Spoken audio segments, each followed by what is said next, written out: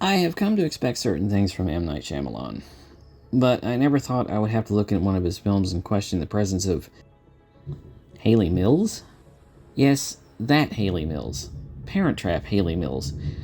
When I saw her name in the opening credits, I kind of assumed it was another actor with the same name, but nope. A third of the way through the movie, there's Pollyanna herself playing an FBI profiler. I'm happy to report that her presence in this movie is not the only point of interest.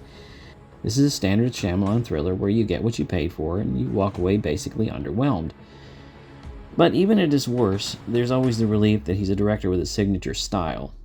His universe has an effectively unsettling tone, a dreamlike quality in which the situations and the characters are a little bit bigger than we might expect. He understands tension, and even in his worst excursions, he knows how to keep us fixated. The problem is that his films are kind of like a wedding cake that looks beautiful and elaborate, but then you're disappointed to find that the taste doesn't match the presentation. You're there for it until it gets in your mouth, and then you realize it's not all that it promised. Trap is ridiculously guilty of this. The trailer gives you the general idea. Josh Hartnett, nice to have him back, gives a good performance as Cooper, the father of a teenage girl that he's taken to a concert given by a teen diva called Lady Raven, and finds out halfway through that the whole concert is a sting operation to catch a serial killer called the Butcher. I'm not giving that away, that's the trailer. There are cameras everywhere, cops at every exit, and the SWAT team waiting to nab the guy. The problem is that this security detail is so lacking that the killer can just walk into any room and access any door at any moment. There are no barriers for this guy. Seriously, there's a moment when the killer is standing in a basement behind a group of SWAT team members, and I got angry because no one was asking him what he was doing there. That happens all through the movie.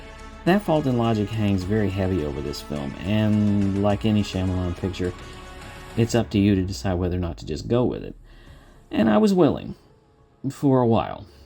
In the weeks to come, I want to talk to people who saw this movie so we can compare notes on when they mentally checked out. Not to give too much away, but for me, it was a scene in which a kidnapped girl tries mother psychology to get inside the killer's head. From there, the movie just lost its way and never got back on its feet.